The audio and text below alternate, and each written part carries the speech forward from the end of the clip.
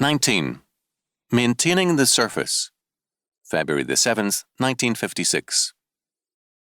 Good morning, friends. For many people, not only beauty, but all life is only skin deep. Integrity, honesty and character are no more than appearances, and a man's acceptability is to be judged in terms of his tailor and his social manners. Man desires to live on surface appearances only. He wants the world to accept him as he appears to be.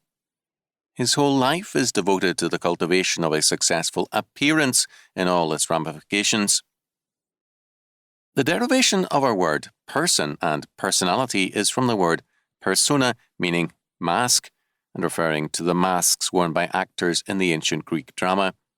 And indeed, the word is still apropos, in that, for most people, their persona and personality is dedicated to the proposition that the real creature must be masked by the person who fronts for the self, who acts as a public representative for the inner man.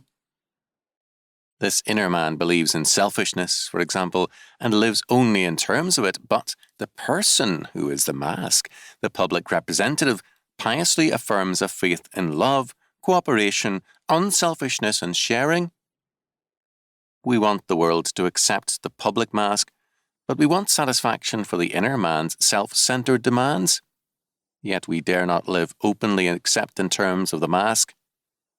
We want the world to accept our appearance and ask no questions. Such a man prefers to take the world and its peoples as they appear to be and ask no embarrassing questions. Life is much more livable all the way around if masks and hypocrisies are honoured and no pretense is destroyed. Of course, such a man enjoys some mild debunking because it gives him pseudo-wisdom, a smug satisfaction that he is superior because he is in the know. But his self-consciousness only accentuates his hypocrisy and reveals more clearly his evasion of all truth and reality. The nature of all such men is revealed in their approach to God. Living in terms of appearances only, they expect God to accept their appearances and justify them accordingly. In other words, they ask God to accept each man, not as he is, but as he appears to be. No man can be justified as he is. Therefore, men demand that God accept a substitute for themselves, either words, wisdom, mystical experience, racial standing, or like substitute. Men hate everything that threatens surface appearance, and therefore, in spite of their pious masks, they hate God, because he destroys all masks and lays bare all sin in its essential perversity and rebellion. Because these masked men demand appearances, they therefore seek out and build churches that will bless and approve of surface appearances and justify them. And of the building of such churches there is no end. The church then itself becomes a mask for pious evil and an appearance used in an attempt to delude God and man. The true church which wages war against all appearances becomes a troublemaker and a public enemy to all masked men.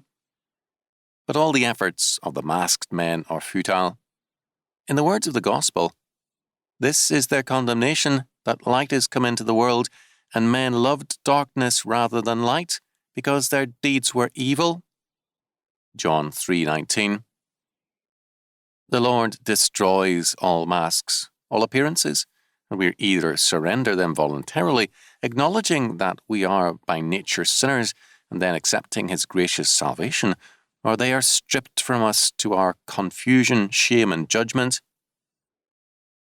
When we receive his saving grace, we are given a new inner man, now no longer a perverse rebel against God, but a new creature in Christ.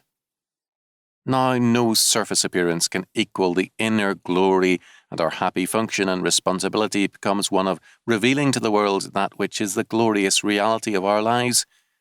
Christ in you, the hope of glory. Colossians 1:27.